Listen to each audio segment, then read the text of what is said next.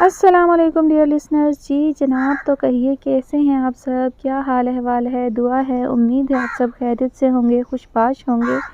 اور جناب تھوڑی سی آپ کو بیک گراؤنڈ میں آوازیں آ رہی ہوں گی، تو یہ اس لیے آ رہی ہیں کہ میرا دل چاہ رہا تھا کہ میں باہر کھلی فضا میں بیٹھ کے ریکارڈنگ کروں. کبھی کبھی جو ہے وہ نیچر کے قریب بھی رہنا چاہیے، اور شہروں میں تو یہ جلدی سے میسر بھی نہیں ہوتی. تو آپ سب کو جو ہے وہ تھوڑی سی بیک گراؤنڈ میں آوازیں سنائی دیں گی، پرندوں کی آوازیں بھی ہوں گی اور کچھ ارد گرد کی دوسری آوازیں بھی. تو کبھی کبھی ان چیزوں کو برداشت کرنا چاہیے. بڑھتے ہیں کہانی کی جانب. تو جناب کہانی کا نام ہے اسیر زیست اور مصنفہ ہیں حیات. قسط نمبر 4. زجا کہاں ہے؟ وہ حاکم خان کے پیچھے ان کی گاڑی تک دوڑتے ہوئے آئی تھی. وہ کلینک جانے کے لیے نکل رہے تھے، وہیں جہاں اسے ہونا چاہیے تھا. حاکم خان نے اسٹیئرنگ پر ہاتھ رکھے اسے دیکھے بغیر جواب دیا. ان کی آخری ہوئی گفتگو کو 3 دن گزر چکے تھے، اور اس کے بعد وہ آج پہلی بار ایک دوسرے سے مخاطب تھے. حاکم خان اب اپنا زیادہ تر وقت کلینک میں ہی گزار رہے تھے. آئکا کو زجا کے بارے میں کچھ اہم باتیں کرنا تھی، مگر وہ 2 دن سے غائب تھا، اس لیے آج اسے مجبوراً حاکم خان کو پوچھنا پڑا. کہاں؟ مجھے اس سے ملنا ہے. 2 دن ہو گئے ہیں وہ گھر سے غائب ہے. اب تمہیں اس کا اتنا خیال کیوں آ رہا ہے؟ حاکم خان نے افسوس بھری نظر اس پر ڈالی. تم سے مطلب؟ تم صرف مجھے یہ بتاؤ کہ تم نے اسے کہاں بھیجا ہے. وہ یہاں سے ہمیشہ کے لیے جا چکا ہے. کہاں گیا ہے وہ؟ آئی ایم سوری، یہ اس نے مجھے کسی کو بھی بتانے سے منع کیا ہے. تم میرے بیٹے کو مجھ سے دور نہیں رکھ سکتے. وہ اس پر چلائی. مجھے ایسا کرنے کے لیے زجا نہیں کہا ہے، اور خاص کر تمہارا نام لے کر مینشن کیا تھا کہ تمہیں بالکل اس کا کوئی اتا پتہ نہیں دوں. اینی ویز ڈیورس پیپرز آج شام وکیل تمہارے پاس لے آئے گا. زیور، نقدی اور ایئرپورٹ ایریا والا پلاٹ تمہارے نام لکھ دیا ہے. اور یہ گھر؟ یہ زجا کے نام پر ہوگا، جیسا کہ پہلے سے طے شدہ ہے. ٹھیک ہے. اس نے اس بات میں سر ہلایا. ایک اور فیور کر سکتے ہو؟ کیا؟ میں اپنی عدت اس گھر میں ہی پوری کرنا چاہتی ہوں. اگر تم تب تک گرین پارک والے گھر میں رہ لو تو ٹھیک ہے. وہ جانتی تھی کہ حاکم خان نے اسے آج تک نہ نہیں کہی، آج بھی نہیں کہے گا. اسے حاکم خان کی محبت کا ناجائز فائدہ اٹھانا بخوبی آتا تھا. جانے سے پہلے انہوں نے ایک بھرپور نظر آئکا پر ڈالی اور گاڑی کا شیشہ اوپر کر لیا. وہ آج بھی اتنی ہی خوبصورت تھی جتنی 18 برس پہلے تھی. اس پل انہوں نے اپنے دل سے سوال کیا کہ کیا آج بھی اسے آئکا سے محبت ہے؟ آج میں تاعمر اسے چاہتا رہوں گا. دل نے دھیرے سے سرگوشی کی.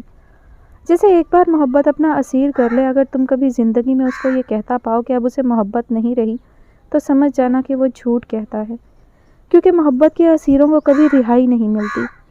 کتنے بے بس ہیں یہ اسیر محبت، چاہ کر بھی اپنے بے وفا سے نفرت نہیں کر پاتے. وہ اپنے نئے کمرے میں گھونگھٹ اوڑھے بیڈ پر بے حس و حرکت بیٹھی تھی. وہ کمرہ جو اس کی ملکیت تھا، جو احوال بنت عبداللہ کے لیے اس شادی سے جڑی بڑی دلچسپی کی چیزوں میں سے ایک تھا. وہ ابھی تک کسی خوف کی کیفیت کے زیر اثر تھی، بلکہ حارث کے آس پاس ہونے کی وجہ سے وہ خوف مزید بڑھ گیا تھا. کمرے کا سامان بہت مختصر تھا. بیڈ کے سامنے رکھا ایک صوفہ اور دائیں دیوار میں بنی ہوئی لکڑی کی الماری. الماری کی ایک طرف اس کے جہیز میں آیا واحد صندوق رکھا ہوا تھا، جس میں اس کی ماں کا دیا کچھ سامان موجود تھا. اپنی ممانی کا دیا ہوا گولڈن کلچ بیگ وہ دونوں ہاتھوں میں مضبوطی سے تھامے ہوئے تھی. کچھ لمحوں کے پھسلنے کے بعد اسے حارث اندر آتا دکھائی دیا. اس نے کلچ بیگ کی اندرونی جیب میں زہر کی پڑیا پہ اپنی گرفت مضبوط کر لی. وہ کمرے میں اندر داخل ہوا، دروازہ بند کر دیا. السلام علیکم. وہ بیڈ پہ اس کے قریب بیٹھتے ہوئے بولا. اس نے کوئی جواب نہیں دیا، یوں ہی بے حس و حرکت بیٹھی رہی. اس وقت اس کو یہی لگ رہا تھا کہ وہ ابھی اس سے اس کا کلچ چھین کر اس میں موجود زہر کو نکال لے گا اور اس کو بالوں سے پکڑ کے پولیس کے حوالے کر دے گا. اس نے مٹھیوں میں پرس کو بھینچ کر زور سے آنکھیں میچ لیں. کچھ پل یوں ہی خاموشی سے سرک گئے. جواب نہیں دو گی؟ اس نے کوئی جواب نہ پا کر کہا، مگر وہ چپ رہی. پھر اس نے ایک کھلی ڈبیا اس کی طرف بڑھائی. یہ تمہارے لیے ہے. اس نے گھونگھٹ تلے ہی آنکھیں کھول کر اس کے بڑے ہوئے ہاتھ کو دیکھا، جس پر دھری ڈبیا میں ایک خوبصورت سی انگوٹھی پڑی تھی، جس میں ایک نگینہ جڑا ہوا تھا. پھر حارث نے خود ہی اس کا ہاتھ تھام کر اس میں انگوٹھی پہنا دی. اس نے پھر سے آنکھیں بند کر لیں. کیسی لگی تمہیں؟ وہ اس کے قریب آ کر بیٹھ کے اور دھیرے سے اس کا گھونگھٹ اٹھا دیا. اس نے ایک نظر اسے اپنے سامنے بیٹھے دیکھا اور دوسری نظر اپنے کلچ پر ڈالی. تم خوبصورت لگ رہی ہو احوار. اس نے کوئی جواب نہ پا کر خود بات کر کے اس کی ہچکچاہٹ دور کرنے کی کوشش کی. کچھ تو بولو تم. اس کا سر بری طرح چکرا رہا تھا، جیسے پورے کمرے کا منظر اس کی آنکھوں کے سامنے گول گھوم رہا ہو. اب اس نے پھر سے اس کے ہاتھوں کو تھام لیا. تمہارے ہاتھ اتنے ٹھنڈے کیوں ہیں؟ ہاتھ اس کے ہاتھوں میں دینے کی وجہ سے پرس اس کی گود میں پڑا رہ گیا۔ او میرے خدایا، اب تو حارث بھائی کو لازمی پتہ چل جائے گا، اس نے دل میں کہا، اور پھر اسے لگا جیسے وہ ہوش کھوتی جا رہی ہے۔ کمرے کے منظر گھومنا بند ہو گئے اور آنکھوں کے سامنے اندھیرا چھانے لگا۔ اپنے شعور سے لاشعور میں داخل ہوتے ہوئے اس نے سنا حارث اس کے ہاتھوں کو چھوڑ کر پیشانی کو چھو رہا تھا۔ ارے تمہاری پیشانی بھی سرد پڑ رہی ہے، تم ٹھیک تو ہو نا؟ پھر اس نے محسوس کیا کہ دھیرے سے پیچھے کو گرتی جا رہی ہے، یہاں تک کہ اس کا سر کسی شے کے ساتھ جا لگا۔ حارث کے ہاتھوں سے اس کے ہاتھ نکل گئے اور اس کا گولڈن کلچ وہیں اس کی گود میں دھرا رہ گیا۔ اس کو یوں ہوش کھوتے دیکھ کر حارث بہت خوفزدہ ہو گیا۔ وہ فوراً اٹھ کر اپنی امی کے کمرے کی طرف بھاگا۔ امی امی دروازہ کھولیں، احوار کو کچھ ہو گیا ہے۔ وہ اپنی ماں کے کمرے کا دروازہ کھٹکھٹاتے ہوئے زور سے چلا رہا تھا۔ اس کے سر کا بھاری پن اب کافی حد تک کم لگ رہا تھا، مگر آنکھوں کے پپوٹے بہت بھاری ہو رہے تھے۔ اس نے بمشکل انہیں کھولا۔ یہ چھت، یہ ان کے کمرے کی چھت تو نہیں تھی، پھر یہ کون سی جگہ تھی؟ اس نے ذہن پہ زور دینا شروع کیا۔ او میرے خدایا، یہ تو اس کا اور حارث کا کمرہ تھا۔ کل رات کے سارے منظر اس کی آنکھوں میں گھوم گئے۔ وہ تو بے ہوش ہو گئی تھی۔ حارث اس کے پاس بیٹھا تھا اور اس کا پرس۔ وہ برق رفتاری سے اپنے بستر سے اٹھی، ادھر ادھر کمرے میں نظریں دوڑائی، مگر وہاں حارث موجود نہ تھا اور نہ اس کا پرس۔ کہیں وہ حارث بھائی کو تو نہیں مل گیا؟ اس کا سر پھر سے چکرانے لگا۔ وہ بمشکل بیڈ کی ٹیک کا سہارا لیتے ہوئے اٹھی۔ تم جاگ گئیں؟ اسی وقت وہ مسکراتا ہوا اندر داخل ہوا۔ اس کی آواز پر وہ بری طرح چونک گئی۔ کیا ہوا؟ پھر سے ڈر گئیں تم؟ وہ مسکراتا ہوا اس کے قریب آ کھڑا ہوا۔ وہ مسکرا رہا تھا، غصہ نہیں کر رہا تھا، مطلب سب ٹھیک تھا، اسے کچھ پتہ نہیں چلا۔ اس کا ذہن تیزی سے کام کر رہا تھا۔ رات کو تو تم نے مجھے بھی ڈرا دیا۔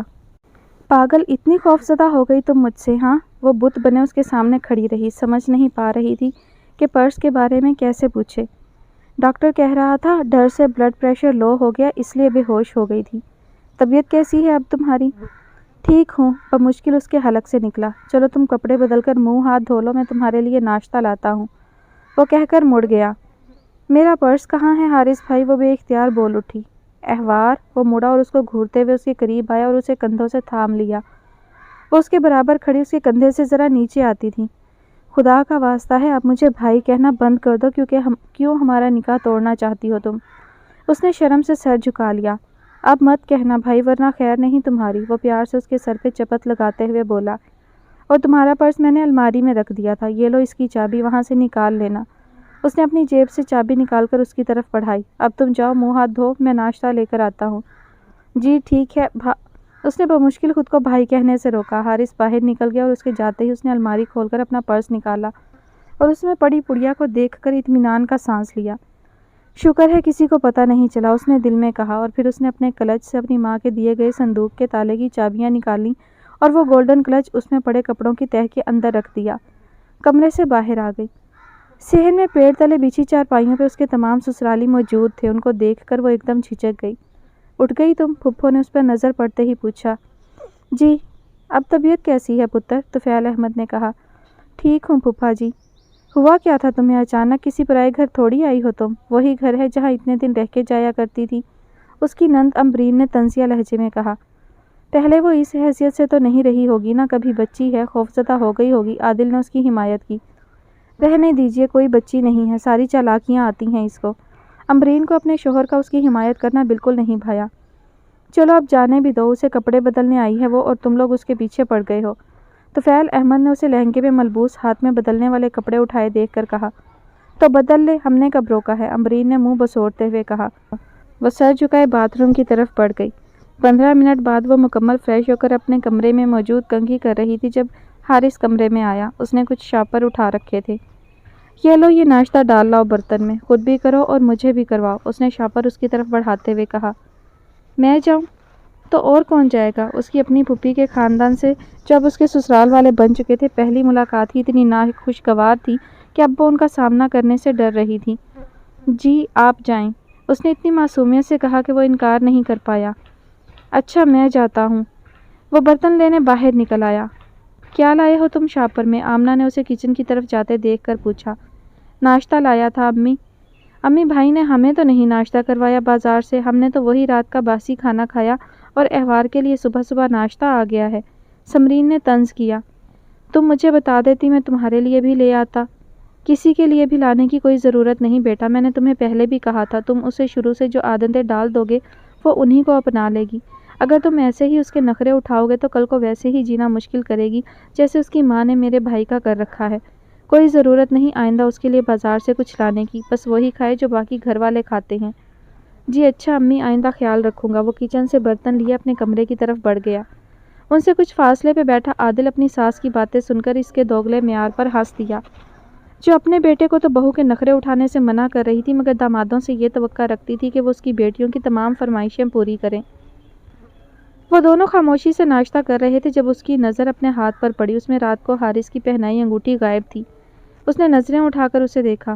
کیا ہوا؟ حارث نے اس کی سوالیہ نظروں کو دیکھتے ہوئے پوچھا۔ میری انگوٹھی؟ ہاں، وہ میں نے الماری کے لاک والے خانے میں رکھ دی ہے۔ اس نے رات کو ہی سب کے ان کے کمرے میں آنے سے پہلے اس کی انگوٹھی اتار لی تھی کیونکہ وہ نہیں چاہتا تھا کہ کوئی اور اسے دیکھے۔ مگر تم اس کے بارے میں اماں یا کسی اور گھر والے کو مت بتانا۔ میں نے کسی کو نہیں بتایا کہ میں نے وہ بنوائی ہے، تمہارے لیے، ٹھیک ہے نا؟ تو کیا میں اس کو پہن بھی نہیں سکتی؟ نہیں، پہننا بھی مت، فی الحال پڑی رہنے دو۔ جو لوگ میرے ناشتہ لانے پہ اتنا واویلا کر رہے ہیں انہیں انگوٹھی کا پتہ چلا تو کیا کریں گے؟ اس نے دل میں سوچا اور بدمزگی سے کھانا چھوڑ دیا۔ تم کھا کے برتن اٹھا لو اور امبرین سے کہنا تمہیں ولیمے کے لیے تیار کر دے، ماموں ممانی بھی آتے ہوں گے، میں کھانے کے انتظامات دیکھ آؤں۔ حارث؟ ہاں، وہ بیٹھ کے قریب کھڑا تھا۔ کیا میں آج بھی وہ انگوٹھی نہیں پہن سکتی؟ کچھ لوگوں کو اللہ اتنا معصوم چہرہ کیوں دیتا ہے؟ حارث نے اس کے چہرے کو دیکھتے ہوئے سوچا۔ نہیں، احوال سمجھنے کی کوشش کرو، نہیں پہن سکتی۔ وہ ایک نئے جھگڑے کا متحمل نہیں ہو سکتا تھا۔ ٹھیک ہے، اس نے منہ کا زاویہ بگاڑتے ہوئے سر جھکا لیا۔ اچھا اداس مت ہو، ہم جب باہر جائیں گے نا گھومنے کے لیے تب پہن لینا۔ وہ اسے ہرگز خفا نہیں دیکھ سکتا تھا۔ پکا نا؟ وہ لہجے میں بچوں سی مسرت لیے ہوئے بولی۔ ہاں پکا۔ پھر ٹھیک ہے۔ وہ دوبارہ کھانا کھانے لگ گئی اور وہ کمرے سے باہر نکل گیا۔ حارث کے ساتھ چند گھنٹے گزارنے کے بعد ہی احوار نے فیصلہ کر لیا تھا وہ اپنی اماں کو صاف انکار کر دے گی کہ وہ حارث کو زہر نہیں دے گی، پھر چاہے اس کی ماں جو بھی کہے۔ وہ اپنے سب سے پسندیدہ کزن اور شوہر کو قتل نہیں کرے گی۔ حارث جانتا تھا کہ اس احوار کو شادی جیسے اہم رشتے کی نوعیت کو سمجھنے اور اس کے ساتھ ایڈجسٹ ہونے میں بہت وقت لگ سکتا تھا اور وہ اس کو تمام وقت دینے کے لیے تیار تھا کیونکہ وہ یکدم اتنی بڑی ذمہ داری اٹھانے کے لیے تیار نہیں ہو سکتی تھی اور وہ اس کی معصومیت کو چھیننا نہیں چاہتا تھا۔ وہ چاہتا تھا کہ وہ آہستہ آہستہ وقت کے ساتھ سب کچھ سیکھے۔ مگر آمنہ کی احوار سے وابستہ توقعات بہت زیادہ تھی اور حارث اپنی ماں کو انکار نہیں کر سکتا تھا۔ یہی چیز ان کی آنے والی زندگی میں خرابی کا باعث بننے والی تھی۔ رسم ولیمہ میں بھی نگینہ اور آمنہ کے درمیان سرد مہری ختم نہ ہو سکی۔ تقریب کا اختتام ہونے پر احوار حارث کے ساتھ اپنے میکے آ گئی۔ حارث عبداللہ کے ساتھ مسجد گیا ہوا تھا اور وہ کمرے میں اپنے چھوٹے بھائی کو بہلا رہی تھی جب نگینہ کمرے میں داخل ہوئی۔ وہ اسے دیکھتے ہی اس کے پوچھے جانے والے متوقع سوال کا جواب ڈھونڈنے لگی جو وہ اب تک اس وجہ سے نہیں پوچھ سکی کیونکہ ان کو تنہائی میسر نہیں آ سکی تھی۔ میں نے تجھے کچھ سمجھا کر بھیجا تھا، نہیں مانی نا تو نے میری بات؟ نگینہ اندر آتے ہی اس پر برس پڑی۔ اس نے خاموشی سے سر جھکا لیا۔ تجھ سے پوچھ رہی ہوں کچھ، وہ اس کو بازو سے پکڑ کر جھنجھوڑتے ہوئے بولی۔ اماں میں بہت ڈر گئی تھی اور بے ہوش ہو گئی تھی، اس نے اپنے بازو چھڑاتے ہوئے کہا۔ میں نے تیری شادی اسی لیے ہونے دی ہے کہ تو میری بات مانے گی، مگر تو ہے کہ… وہ اس کا بازو چھوڑتے ہوئے پلنگ پر بیٹھ گئی۔ دیکھ احوار، اس سے پہلے کہ بہت دیر ہو جائے، جو میں نے تجھے کہا ہے وہ چپ چاپ کر دے ورنہ تو بہت پچھتائے گی۔ جی اماں، کوشش کروں گی۔ وہ چاہتے ہوئے بھی اپنی سخت گیر ماں کے سامنے یہ نہ کہہ سکی کہ وہ حارث کو زہر دینے کا ارادہ بدل چکی ہے۔ اب کل جاتے ہی یہ کام کر دینا، سمجھی نا؟ جی اماں، اس نے اس بات میں سر ہلایا۔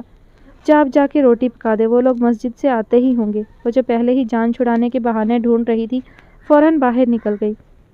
حارث گھر آ گیا تھا جبکہ عبداللہ کسی کام سے باہر ہی رک گیا تھا۔ وہ صحن میں رکھی چائے پائی پر بیٹھ گیا اور اسے دیکھنے لگا جو چولہے کے قریب بیٹھی مہارت سے روٹیاں پکا رہی تھی۔ وہ اب تک ولیمے کے فراق میں ہی ملبوس تھی۔ گلابی رنگ اس پر بہت جچ رہا تھا مگر کل لال رنگ میں بھی اسے وہ بہت اچھی لگی اور آج صبح زرد رنگ پہن کر بھی وہ بہت کھل رہی تھی۔ فیصلہ کرنا مشکل تھا کہ وہ کس رنگ میں زیادہ خوبصورت لگتی تھی۔ یہ شاید سب رنگ ہی اس پر جچتے تھے مگر ایک اور رنگ بھی تھا جو اس نے آج تک زیر تر نہیں کیا تھا، وہ رنگ جو اس پہ باقی سب رنگوں سے زیادہ جچنے والا تھا مگر اس کو وہ رنگ زبردستی دلانے والا ابھی تک اس کی زندگی میں نہیں آیا تھا۔ وہ شخص جو یہ دریافت کرنے والا تھا کہ سیاہ آنکھوں والی لڑکی پہ سیاہ رنگ سب سے زیادہ جچتا ہے۔ حرم، اس نے توے سے روٹی اتارتے ہوئے اپنی بہن کو آواز دی۔ ہاں باجی، وہ کمرے سے نکل آئی۔ حارث یہ لو، یہ روٹی ان کو دے دو۔ حرم نے روٹی کی تھالی لے جا کر اسے پکڑا دی۔ حارث جب بغور اس کی طرف متوجہ تھا، اس کی بھائی لفظ کو ضبط کرنے کی کوشش پر ہنس پڑا۔ اس نے ایک نظر اسے ہنستے دیکھا اور پھر روٹی بنانے لگ گئی۔ وہ کھانے کی تھال لیے اسی کے پاس آ کر بیٹھ گیا۔ کچھ چاہیے آپ کو؟ اس نے اسے اپنے قریب بیٹھے دیکھ کر پوچھا۔ تم سے باتیں کرنے بیٹھا ہوں یہاں، صبح کے بعد وقت ہی نہیں مل سکا۔ وہ خاموش رہی۔ اندر سے وہ ڈر رہی تھی کہ کہیں نگینہ باہر آ کر حارث کو اس سے یوں بے تکلف ہوتا نہ دیکھ لے۔ تم پہلے تو اتنی چپ نہیں رہتی تھی احوار، یاد ہے شادی سے پہلے جب میں آتا تھا تو تم کتنی باتیں کرتی تھی، اپنی سہیلیوں کی، اپنے سکول کی۔ اب تو تم بالکل خاموش سی ہو گئی ہو۔ وہ روٹی کا نوالا منہ میں رکھتے ہوئے بولا۔ مجھے ڈر لگتا ہے۔ وہ روٹی کو آگ سے سینک رہی تھی۔ کس سے؟ مجھ سے؟ وہ حیران ہوا۔ ہاں آپ سے۔ مگر کیوں؟ وہ کھانا کھانا چھوڑ چکا تھا۔ آپ پولیس ہیں نا، اس لیے۔ اس نے زور سے کہا لگایا۔ ارے تم پوری پاگل ہو، تمہارے لیے تو میں اب بھی وہی پرانے والا حارث ہوں، بس بھائی نہیں رہا۔ اس لیے تم پہلے کی طرح رہا کرو، ہنسا کرو، باتیں کیا کرو، مجھے اچھا لگے گا۔ ٹھیک ہے۔ وہ توے سے روٹی اتار کر ہاٹ پاٹ میں رکھ رہی تھی۔ تم بھی کھا لو کھانا۔ وہ پھر سے کھانا شروع کر چکا تھا۔ نہیں، میں نے کھا لیا تھا پہلے ہی۔ اب وہ چولہے سے لکڑیاں نکال کر ایک طرف رکھ رہی تھی۔ میرا انتظار بھی نہیں کیا؟ انتظار کس لیے کرنا تھا؟ اس نے معصومیت سے پوچھا۔ اس نے حیرانی سے اسے دیکھا اور پھر سے ہنس دیا۔ سنا تھا کہ بیویاں اپنے شوہروں کے بغیر کھانا نہیں کھاتی، تو میں نے بھی سوچا کہ شاید تم کھانے کے لیے میرا انتظار کرو۔ مجھے بھوک لگی ہوئی تھی اس لیے کھا لیا۔ اچھا کیا کھا لیا، آئندہ بھی کھا لینا، میں تو مذاق کر رہا تھا۔ وہ اس کی بات سنتے ہوئے اٹھ کھڑی ہوئی۔ کہاں جا رہی ہو؟ سونے۔ اچھا، پر میں سوچ رہا تھا تھوڑی دیر باتیں کرتے ہم۔ نیند آ رہی ہے مجھے۔ اس کا دل بھی کر رہا تھا کہ وہ حارث سے باتیں کرتی، پرانی احوار بن جاتی، مگر نگینہ کے ڈر سے اسے صاف صاف انکار کیے جا رہی تھی۔ ٹھیک ہے، سو جاؤ، وہ اداس سے لہجے میں بولا اور وہ سونے کے لیے کمرے کی طرف بڑھ گئی۔ اس کا کھانے سے دل اٹھ چکا تھا۔ وہ خاموشی سے جا کر چارپائی پر لیٹ گیا اور آسمان کو دیکھنے لگا۔ وہ سوچ رہا تھا کہ اسے شادی سے پہلے احوار کی رضامندی جان لینی چاہیے تھی، کیونکہ وہ اسے خوش نہیں لگ رہی تھی۔ وہ اس سے ڈرنے کا اعتراف کر چکی تھی، مگر یہ بھی تو ہو سکتا ہے کہ یہ ڈر اس کی نروسنیس اور نئے بنے رشتے کی جھجک ہو۔ اس کے دل نے مداخلت کی۔ ہاں یہی بات ہوگی، اس نے دل کی سنی۔ میں اس سے اور محبت اور پیار سے پیش آؤں گا تاکہ اس کا ڈر اور خوف ختم ہو جائے۔ ہاں یہی کروں گا میں۔ اس کے دل و دماغ دونوں اس بات پر متفق تھے۔ السلام علیکم رحمان بابا، کیسے ہیں آپ؟ حاکم خان گاڑی سے اتر کر رحمان بابا کی طرف آ گئے، جو ان کے اسلام آباد والے گھر کے چھوٹے سے باغیچے میں ایک درخت کی کاٹ چھانٹ کر رہے تھے۔ وعلیکم السلام صاحب، آپ یوں اچانک بنا بتائے ہی آ گئے؟ وہ خوشگوار حیرت لیے اٹھ کر ان سے گلے ملے۔ رحمان بابا حاکم خان کے زمانہ طالب علمی سے ان کے گھر ملازمت کر رہے تھے۔ وہ ان کے نہایت قابل اعتماد ملازم تھے اور گھر کے سارے رازوں سے واقف تھے، اس لیے حاکم خان انہیں ہمیشہ گھر کا فرد ہی سمجھتے تھے۔ وہ بھی اپنے مالک سے مکمل وفاداری نبھا رہے تھے۔ جب انہوں نے 3 دن پہلے زجاع کو یہاں بھیجا تو ساتھ ہی رحمان بابا کو بھیج دیا تاکہ وہ اس کا خیال رکھ سکیں، کیونکہ وہ اس کو اکیلا چھوڑنے کا رسک نہیں لے سکتے تھے۔ جی بس زجاع کی فکر ہو رہی تھی، کیسا ہے وہ؟ ٹھیک ہی ہیں صاحب، دن بھر کمرے میں بند رہتے ہیں اور رات کو دیر سے واپس آتے ہیں۔ ابھی کہاں ہے وہ؟ ابھی اپنے کمرے میں ہی ہیں۔ ٹھیک ہے، میں اس سے مل کر آتا ہوں۔ صاحب ایک بات کہوں، اگر آپ برا نہ مانیں تو؟ جی کہیے بابا۔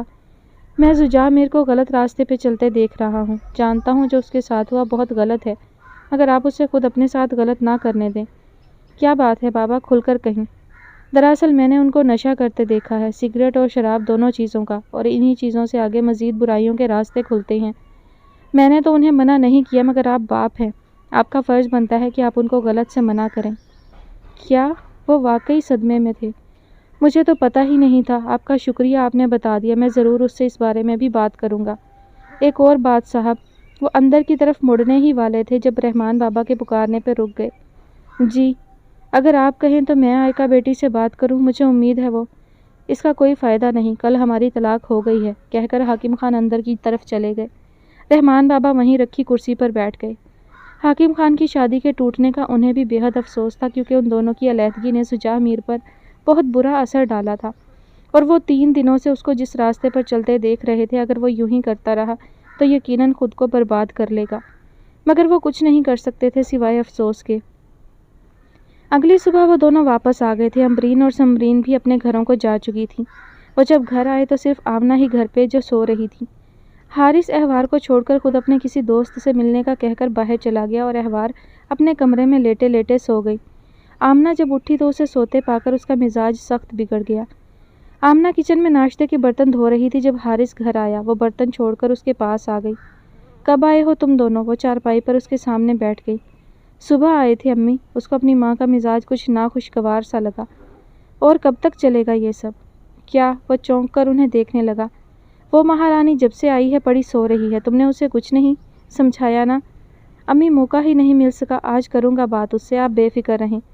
میں تمہارے سارے رنگ ڈھنگ دیکھ رہی ہوں حارث، جب سے بیوی آئی ہے ماں تو دکھائی ہی نہیں دے رہی تمہیں، کیا اس سے بات کرو گے؟ اس نے خفگی سے منہ موڑ لیا۔ نہیں امی، اس نے کندھوں سے پکڑ کر ماں کا رخ اپنی طرف کیا۔ ایسا کبھی ہو سکتا ہے کہ آپ سے بڑھ کر اس کا مقام ہوگا میری زندگی میں، یا اس کی اہمیت زیادہ ہو؟ میرے لیے سب سے پہلے آپ ہیں، باقی سب بعد میں ابھی اس کو اٹھا کر بات کرتا ہوں۔ ٹھیک ہے، دیکھ لیتی ہوں کیا کرتے ہو تم اور کیا نہیں، آمنہ نے چارپائی سے اٹھتے ہوئے کہا۔ اس کے جانے کے بعد وہ بھی اٹھ کر اپنے کمرے کی طرف بڑھ گیا۔ اس نے احوار کو گہری نیند سوتے دیکھا تو ایک پل کے لیے سوچا کہ اسے نہ اٹھائے، مگر پھر اس نے ارادہ بدل دیا۔ پہلے وہ اس کے سر کے قریب کھڑا آوازیں دیتا رہا مگر وہ نہ اٹھی۔ پھر اسے اس کی بازو سے پکڑ کر زور سے ہلایا تو وہ ہڑبڑا کر اٹھ بیٹھی۔ اٹھ جاؤ، بہت وقت ہو گیا ہے تمہیں سوتے۔ وہ اس کے قریب بیٹھ گیا۔ پتہ ہی نہیں چلا کب آنکھ لگ گئی، اس نے اپنی آنکھیں مسلتے ہوئے کہا۔ اگر تم یہاں بیٹھی رہنے کی بجائے گھر کا ایک چکر لگا لیتی تو تمہیں پتہ چل جاتا کہ بہت سے کام یوں ہی کرنے والے پڑے ہیں تو تمہیں نیند نہ آتی۔ وہ ہونکوں کی طرح اسے دیکھنے لگی۔ احوار تم جانتی ہو اماں بیمار رہتی ہیں، ان سے اب یہ گھر کے کام نہیں ہوتے، اس لیے میں چاہتا ہوں کہ تم بھی ان کی مدد کرنا شروع کر دو، کیونکہ اس گھر میں ایسا کوئی نہیں جو نئی نویلی بہو کو 1 ماہ تک کام نہ کرنے دے۔ تم سمجھ رہی ہو نا میری بات؟ اس نے نہ سمجھی سے سر ہلا دیا۔ دیکھو میری بات سنو، وہ اس کا ہاتھ تھامتے ہوئے کہنے لگا۔ یہ گھر اب تمہارا ہی ہے، جلدی یا بدیر تمہیں ہی سنبھالنا ہے، تو تم آج سے ہی سب کام شروع کر دو۔ صبح سے میں بھی ڈیوٹی پر چلا جاؤں گا، ابا بھی کام پر ہوں گے، چھوٹے تینوں اسکول جائیں گے، تم اور اماں ہی گھر پر رہو گے۔ تم نے اماں کو مکمل آرام دینا ہے، ٹھیک ہے؟ اس نے بمشکل اپنے آنسوؤں کو روکتے ہوئے ہاں میں سر ہلا دیا۔ اس کے ذہن میں وہ کھیر کی پلیٹ گھومنے لگی جو ان کے گھر تب آئی تھی جب ساجدہ کی بھابھی نائلہ نے شادی کے 1 ماہ بعد کام کرنا شروع کیے تھے تو پہلی بار پکا کر محلے میں بانٹی تھی۔ اسے یاد تھا کہ اس سے پہلے ساجدہ کی امی اسے گھر کے کاموں کا ہاتھ بھی نہیں لگانے دیتی تھی، اور وہ خود بھی تو ایسے نازوں سے پلی تھی۔ نگینہ نے اسے سب کام سکھا رکھے تھے مگر وہ کرتی اپنی مرضی سے ہی تھی۔ جب اس کا دل نہیں کرتا تھا تو وہ ضد پہ اڑ جاتی تھی، تب نگینہ وہ کام حرم سے کرواتی تھی۔ شادی کے متعلق اس کے ذہن میں موجود ساری فینٹیسیز میں سے ایک یہ بھی تھی کہ اسے دیر تک سونے دیا جائے گا اور وہ اپنی مرضی کے کام ہی کرے گی، مگر حقیقت بالکل ویسی تھی جیسی اکثر اس کی ماں اس کو بتایا کرتی تھی۔ اسے اس پر شدت سے احساس ہوا کہ اس کی ماں سچ کہتی تھی، وہ یہاں اسے نوکرانی بنا کر ہی لائے ہیں۔ اس کا ڈھیر سارا رونے کا جی چاہ رہا تھا۔ وہ بے دلی سے حارث کے ہاتھوں سے اپنے ہاتھ چھڑا کر اٹھی اور باہر نکل گئی۔ وہ سمجھ گیا کہ اس کو برا لگا ہے، مگر وہ کر بھی کیا سکتا تھا، اسے ہر قیمت پہ آج اپنی ماں کو خوش کرنا تھا، سو اس نے اسے برا لگنے کی پرواہ نہیں کی۔ جب وہ باتھ روم میں رو کے دل کا بوجھ ہلکا کر کے آمنہ کے پاس گئی تو اس نے اسے کل سے پڑے بہت سے کاموں کی تفصیل بتا دی، جس میں پورے گھر کی صفائی، سب گھر والوں کے کپڑوں کی دھلائی اور استری کرنے کی ذمہ داریاں شامل تھیں۔ ان کاموں کے علاوہ کل صبح سے اس کی ذمہ داریوں میں اپلے بنانا بھی شامل تھا، وہ واحد کام جس سے اس کو شدید نفرت تھی۔ اس کو بے اختیار اپنی ماں یاد آئی جو اس کی ضد کرنے پہ اس کے حصے کا کام خود کر لیتی یا حرم سے کروا لیتی تھی، مگر یہاں اس کی ماں تھوڑی موجود تھی جو اس کے نخرے دیکھتی، سو وہ چاروں ناچار کام کرنا شروع ہو گئی۔ تقریباً رات کے 10 بجے وہ سب کام کر کے فارغ ہوئی، تھک ہار کے کمرے میں پہنچی تو حارث گہری نیند سو رہا تھا۔ اب اس کے ضبط کے سارے بندھن ٹوٹ چکے تھے اور وہ سسک سسک کے رو دی۔ وہ حقیقت کا مزہ چکھ کر بہت تکلیف میں تھی۔ وہ شدید تھک چکی تھی، مگر تھکنے سے زیادہ تکلیف اسے شادی کے دوسرے دن اپنے ساتھ ایسا سلوک کیے جانے پر تھی، حارث کے رویے پر تھی۔ مگر اب اس کی فینٹیسیز ختم ہو چکی تھیں۔ پہلے اسے اپنے چھوٹے سے گھر سے وحشت ہوتی تھی، اب اسے یہ بڑا سا گھر کاٹ کھانے کو دوڑ رہا تھا۔ اس کا بے اختیار جی چاہا کہ وہ اپنی ایک کمرے کے چھوٹے سے گھر میں چلی جائے جہاں وہ اپنی مرضی سے جی سکتی تھی، مگر اب یہی اس کی زندگی تھی، اسے اب یہیں دوسروں کے رحم و کرم پر جینا تھا، کبھی حارث کے تو کبھی اس کی ماں کے۔ لڑکیاں بھی نہ کتنی پاگل ہوتی ہیں، خوابوں میں رہنے والی، حقیقتوں سے دور بھاگتی ہوئیں، اور جب ان کانچ سی نازک لڑکیوں پہ حقیقت آشکار ہوتی ہے تو ان کو توڑ کے رکھ دیتی ہے اور انہیں اپنے وجود کے ٹکڑے سمیٹتے ہوئے عمر لگ جاتی ہے۔ لڑکیوں کو فولاد کی طرح مضبوط اور حقیقت پسند ہونا چاہیے تاکہ وہ اپنی زندگی میں آنے والی مصیبتوں پر ٹوٹنے کی بجائے ڈٹ کر ان کا سامنا کر سکیں۔ حاکم خان اپنے بیڈ روم میں رکھے اسٹڈی ٹیبل کی کرسی پر بیٹھے کسی کتاب کا مطالعہ کر رہے تھے جب وہ دروازے پہ دستک دے کر کمرے میں داخل ہوا۔ آؤ بیٹھو، انہوں نے اسے دیکھتے ہوئے کہا۔ آدھا گھنٹہ پہلے وہ اس کو نیند سے جگا کر بات کرنے کا کہہ کر آئے تھے۔ آپ اچانک کیسے آئے ڈیڈ؟ تم سے ملنے آیا ہوں۔ وہ اب کتاب رکھ کر کرسی کا رخ اس کی طرف موڑ چکے تھے۔ ایڈمیشن لے لیا تم نے؟ نہیں، فی الحال تو نہیں لیا۔ وہ ٹانگ پر ٹانگ رکھے پاؤں کو مسلسل ہلا رہا تھا۔ وجہ جان سکتا ہوں؟ تمہیں یہاں آئے 3 دن ہو چکے ہیں۔ پتہ کروں گا آج کل میں جا کر، اس نے اکتاہٹ سے کہا۔ وہ حاکم خان کی انویسٹیگیشن سے بیزار ہو چکا تھا۔ کیا تم جانتے ہو اس دنیا میں تمہارے ساتھ سب سے زیادہ مخلص انسان کون ہے؟ حاکم خان نے اپنا چشمہ اتارتے ہوئے پوچھا، اور وہ جو پہلے سے بیزار بیٹھا تھا، حاکم خان کی گفتگو کا رخ تحقیق سے فلسفے کی طرف مڑتا دیکھ کر مزید بیزار ہو گیا۔ وہ کچھ پل انہیں دیکھتا رہا جو اسی کو دیکھ رہے تھے، پھر شانے اچکا دیے۔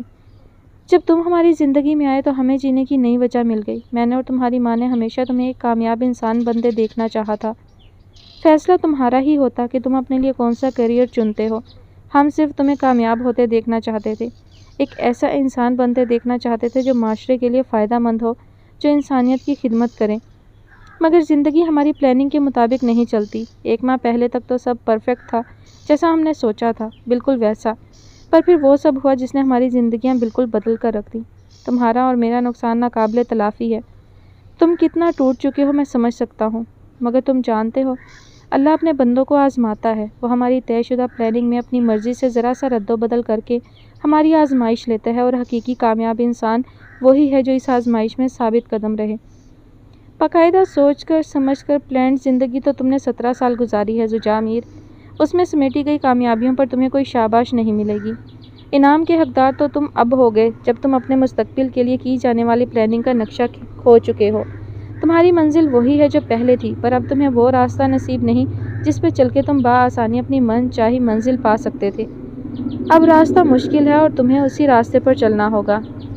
تمہیں بچپن سے عادت ہے تکلیف سے بچنے کی، ڈسٹریکشنز ڈھونڈنے کی، اور اب تمہیں زندگی کا سب سے بڑا غم ملا ہے تو تم نے کچھ نئی ڈسٹریکشنز ڈھونڈ لی ہیں۔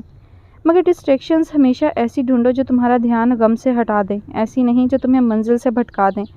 اور تمہیں پتہ ہے تمہارا ساتھ سب سے زیادہ مخلص انسان کون ہے؟ وہ کچھ پل سانس لینے کو رکے۔ زجا خاموشی سے ان کو سن رہا تھا۔ تم خود، جتنا تم اپنی ذات کے ساتھ مخلص ہو سکتے ہو اور کوئی نہیں ہو سکتا، نہ میں، نہ تمہاری ماں، نہ کوئی اور۔ اگر تم اپنے ساتھ برا کرو گے تو اس کا سب سے بڑا نقصان تمہیں ہی ہوگا۔ ہاں، ہمیں تکلیف ضرور ہوگی مگر نقصان صرف تمہارا ہوگا۔ تم وہاں سے نئی زندگی شروع کرنے کا کہہ کر آئے تھے اور یہاں نئی زندگی تمہاری منتظر ہے۔ راستوں کا انتخاب تمہیں کرنا ہے، صحیح یا غلط کا فرق تم اب بہتر جانتے ہو۔ میں بس یہ چاہتا ہوں میرے بیٹے کہ تم کبھی اپنی ذات کے ساتھ ناانصافی مت کرنا، کبھی خود کے لیے ظالم مت بننا، ورنہ ایک وقت آئے گا جب تمہارے دامن میں صرف پچھتاوے ہی پچھتاوے ہوں گے۔ وہ ایک پل کو رکے اور لمبی سانس لی، پھر ذرا سا مسکرائے۔ جانتا ہوں تمہیں میری یہ باتیں اچھی نہیں لگتی، وہ مسکراتے ہوئے بولے۔ وہ ان کو دیکھ کر مسکرا بھی نہیں سکا۔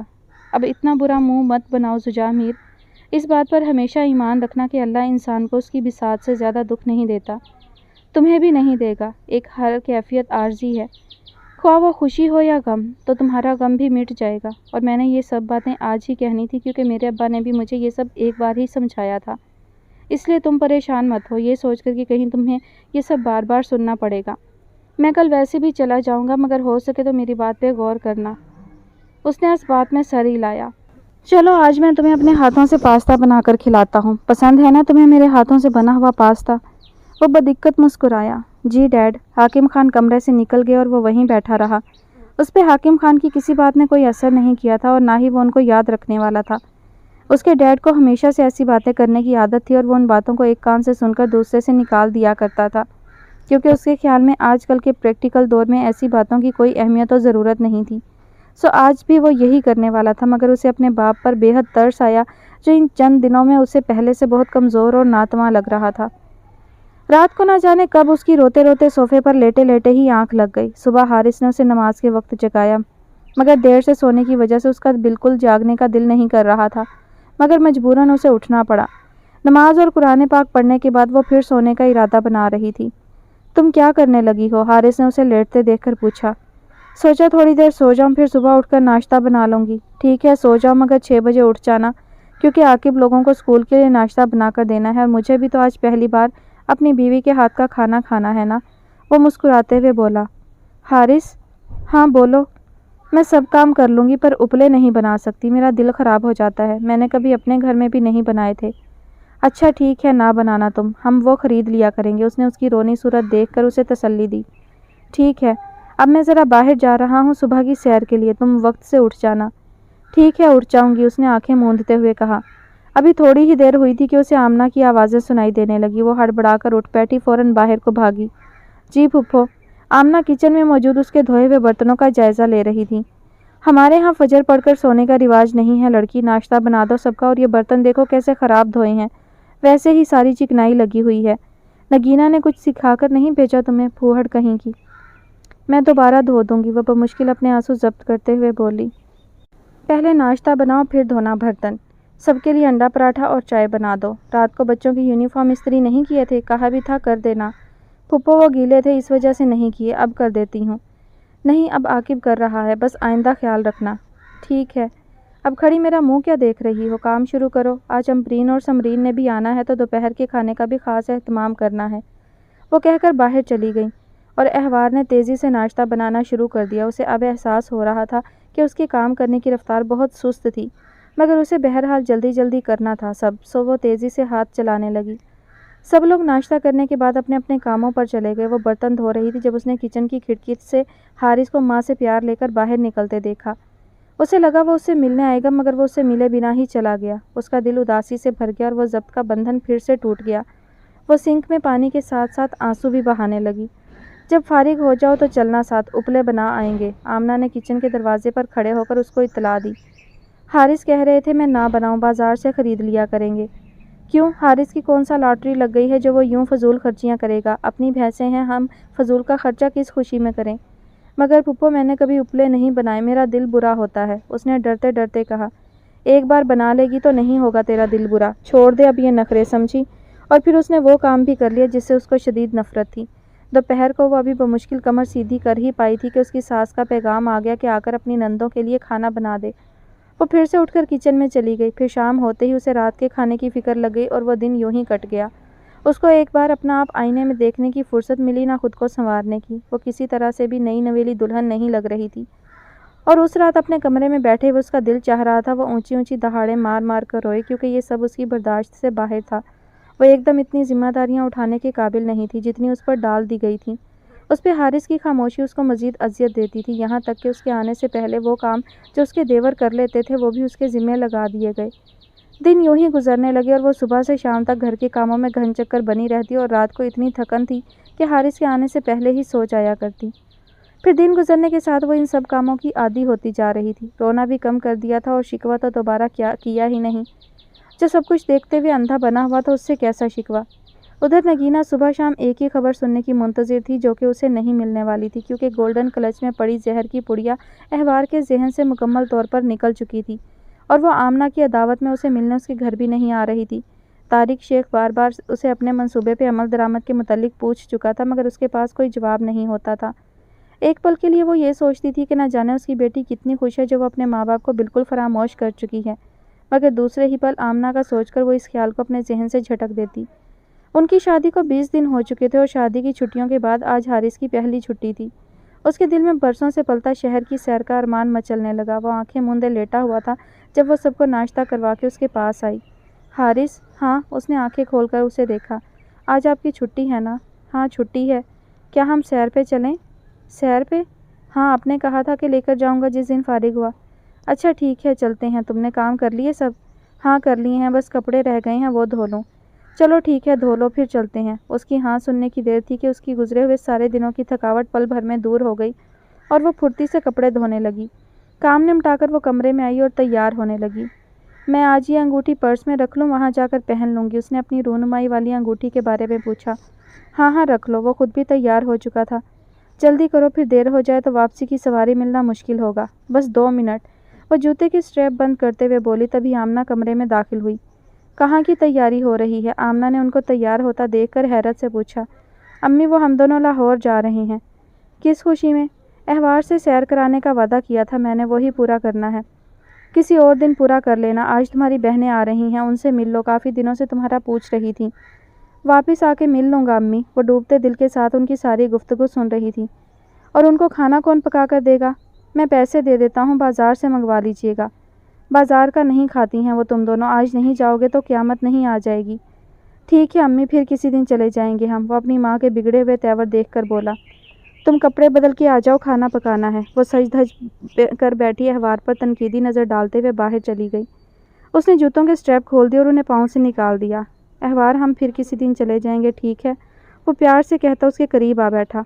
مجھے کہیں نہیں جانا، وہ آنسو صاف کرتی اٹھ کر باہر چلی گئی۔ آج اسے شدت سے احساس ہوا کہ اس نے احوار کا کتنا دل دکھایا ہے۔ پھر اس کے ذہن میں اپنی شادی کے گزشتہ 20 دن گھوم گئے کہ کون سا ایسا موقع تھا جب اس نے احوار کا دل نہیں دکھایا تھا۔ وہ اسے نکاح کر کے اس گھر میں آئی تھی اور وہی یہاں اس کی اہمیت بنا سکتا تھا، مگر کون سا ایسا وقت تھا جب اس نے اس کو بے مول نہیں کیا تھا۔ اس کو شدت سے احساس ہو رہا تھا کہ اس کی حیثیت کسی نوکرانی سے بھی بدتر ہے، مگر پھر وہ خود کو یہ کہہ کر مطمئن کرنے لگا کہ وہ کیا کر سکتا ہے۔ وہ اپنی ماں کی بات نہ مان کر اس کا دل دکھانے کا مرتکب نہیں ہو سکتا تھا، مگر بیوی کے حقوق بھی ہوتے ہیں، اس بات کی تعلیم شاید اسے کسی نے نہیں دی تھی۔ اس کو بے مول کر کے ہر وقت اس کی دل آزاری کرنا اس کی نظر میں کوئی گناہ نہیں تھا۔ ترازو کے 2 پلڑے جو اس کی شادی کے دن اسے تھمائے گئے تھے، وہ ان میں توازن رکھنے میں بری طرح ناکام رہا تھا۔ وہ ایک اچھا بیٹا تو تھا، مگر ایک اچھا شوہر نہیں بن پا رہا تھا۔ وہ اپنی کالونی کی سڑک پہ پچھلے 1 گھنٹے سے بے مقصد چل رہا تھا۔ اس نے ایک ہاتھ جیب میں ڈال رکھا تھا اور دوسرے ہاتھ میں سلگتا ہوا سگریٹ موجود تھا، جس کو وہ کبھی کبھی اپنے لبوں سے لگا لیتا تھا۔ موسم میں خنکی بہت حد تک بڑھ چکی تھی اور رات کی اس پہر چلتی سرد ہوا سردی کی شدت میں مزید اضافہ کر رہی تھی۔ ایک باریک سی ٹی شرٹ اور جینس میں ملبوس ہونے کے باوجود اسے سردی بالکل محسوس نہیں ہو رہی تھی، بلکہ اسے کچھ بھی محسوس نہیں ہو رہا تھا۔ اس کے دماغ میں کچھ گھنٹے پہلے کے مناظر گھوم رہے تھے۔ وہ بہت دنوں کے بعد بڑی دل جمعی سے اپنے ڈیڈ کے ہاتھ سے بنا پاستا کھا رہا تھا۔ ڈنر کرتے ہوئے حاکم خان اسے اپنے تمام اثاثہ جات کی تفصیلات سے آگاہ کر رہے تھے، جسے وہ بہت بیزاری سے سن رہا تھا۔ اسے ان معاملات میں بالکل دلچسپی نہیں تھی۔ ایئرپورٹ والا ایریا والا پلاٹ میں نے پیپرز میں آئکا کے نام لکھ دیا تھا، سو اب وہ تمہاری ملکیت نہیں ہے۔ حاکم خان خود کچھ نہیں کھا رہے تھے، وہ بس زجاع کو کھاتے دیکھ رہے تھے۔ انہوں نے یہ بات تب کی جب انہیں اندازہ ہو چکا تھا کہ وہ پیٹ بھر کے کھا چکا ہے، اور وہ جو آخری چمچ منہ کی طرف لے کر جا ہی رہا تھا یکدم پلیٹ میں رکھ دیا۔ کون سے پیپرز؟ Diverse papers. وہ خاموشی سے اٹھا اور کرسی دھکیلتا ہوا اٹھ کر باہر نکل گیا۔ جب وہ یہاں آیا تھا تو اس کو کہیں نہ کہیں یہ امید ضرور تھی کہ شاید اس کے ڈیڈ اس کی ممی کو ان کے ساتھ رہنے پر راضی کر لیں، ان دونوں کی شادی ختم نہ ہو اور کچھ دنوں کے بعد حاکم خان اس کو بتائیں کہ سب پہلے جیسا ہو گیا ہے، تم گھر واپس آ جاؤ۔ مگر ویسا کچھ بھی نہیں ہوا جو اس نے سوچا تھا۔ بہت خاموشی سے امید کی ڈور کی آخری تان بھی ٹوٹ گئی۔ وہ اسی کرب کی حالت میں تھا جیسے اس دن جب اسے پہلی بار پتہ چلا تھا کہ اس کی ماں ان کو چھوڑ دے گی۔ وہ یوں ہی چلتا ہوا گھر سے کافی دور آ چکا تھا جب اس کے فون پہ بیل ہوئی۔ اس نے اپنی جیب سے فون نکال کر دیکھا۔ رحمان بابا کالنگ۔ جی بابا، اس نے کال اٹینڈ کر کے کہا۔ زجا بیٹا، کدھر ہیں آپ؟ اسے رحمان بابا کی آواز کافی پریشان کن لگی۔ یہی ہوں، ابھی کچھ دیر میں گھر آ جاؤں گا، ڈیڈ سے کہیں وہ پریشان نہ ہو۔ بیٹا آپ اسپتال آ جائیں، آپ کے ڈیڈی ٹھیک نہیں ہیں، میں انہیں کارڈیک سینٹر لے آیا ہوں۔ یہ اس کی شادی کے 20ویں دن کی ہی بات تھی جب وہ حارث کے سیر پر نہ لے کر جانے کی وجہ سے بہت اداس تھی۔ اس کا دل دکھ سے بھرا ہوا تھا۔ رہ رہ کر اسے اپنے ساتھ پچھلے 19 دنوں میں کیا جانے والا سلوک یاد آ رہا تھا، اور سب سے زیادہ دکھ اسے اپنے صاحبان کی خاموشی کا تھا۔ وہ اگر اسے کچھ نہیں کہتا تھا تو اس کے حق میں بھی کچھ نہیں کہتا تھا۔ اس نے روتے ہوئے اپنی نندوں کے لیے کھانا تیار کیا، جس کو کھا کر وہ سب دوپہر میں سکون کی نیند سو رہی تھیں۔ حارث اپنے باپ کے ساتھ اپنی زمینوں کا چکر لگانے گیا ہوا تھا۔ وہ سست سی صوفے پر آ بیٹھی تھی جب اس کے کمرے میں 2 سائے دکھائی دیے۔ پھر وہ اندر بڑھ آئے۔ وہ اس کی ماں اور حرم تھی۔ وہ اپنی ماں کو دیکھ کر اپنے آنسوؤں پر قابو نہ رکھ سکی اور اس کے گلے لگ کر خوب روئی۔ وہ اس کی کمر تھپ تھپا کر اسے چپ کرانے کی کوشش کرتی رہی، مگر وہ جو اتنے دنوں سے دل میں غبار لیے بیٹھی تھی اسے نکال کر ہی چپ کرنے والی تھی۔ وہ سمجھ گئی تھی یہ ماں کی جدائی میں بہانے والے آنسو نہیں تھے، سو اس نے جی بھر کر اسے رونے دیا۔ کون سیکھا ہے صرف باتوں سے، سب کو ایک حادثہ ضروری ہے۔ وہ ریسیپشن سے اپنے ڈیڈ کا کمرہ پتہ کر کے دوڑتا ہوا وہاں تک پہنچا۔ ڈیڈ کیسے ہیں اب؟ اس نے رحمان بابا کو ICU کے باہر کھڑا دیکھ کر پوچھا۔ ڈاکٹرز کو کچھ بتا نہیں رہے فی الحال بیٹا۔ وہ دروازے کو دھکیلتا ہوا اندر داخل ہو گیا جہاں ڈاکٹرز حاکم خان کو الیکٹرک شاکس لگا رہے تھے۔ وہ وہاں لگی مشینوں کے متعلق زیادہ تو نہیں جانتا تھا، مگر اسے اتنا پتا تھا کہ ہارٹ مانیٹر پہ سیدھی ہوتی لکیروں کا مطلب کیا تھا۔ وہ ڈاکٹرز کو چیخ کر کہہ رہا تھا کہ اس کے ڈیڈ کو بچا لیں۔ نرس اسے ICU سے باہر جانے کا کہہ رہی تھی، مگر وہ وہیں کھڑا رہنے پر بضد تھا۔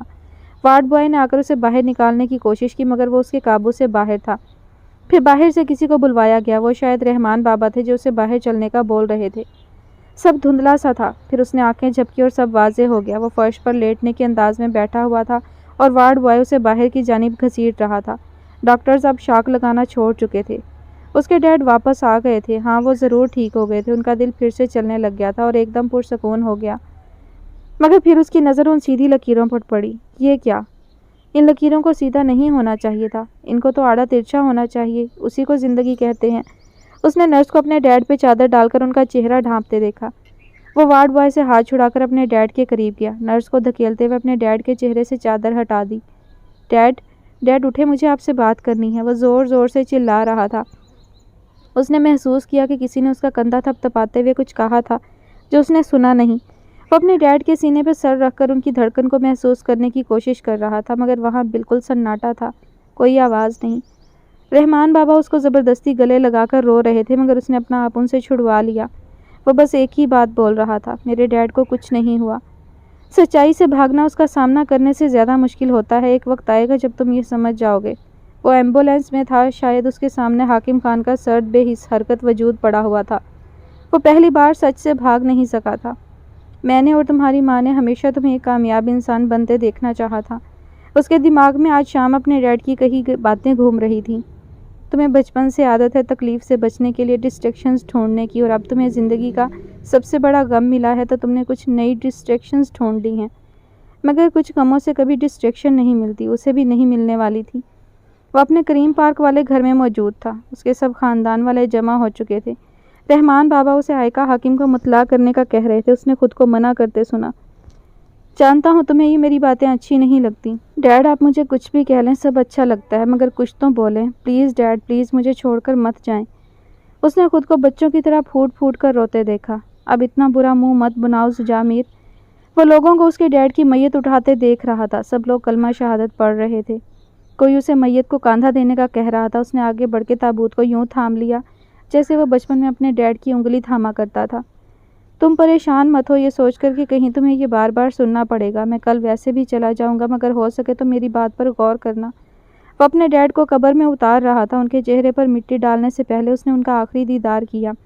قبر پہ مٹی ڈالی جا چکی تھی۔ رحمان بابا اسے واپس چلنے کا کہہ رہے تھے۔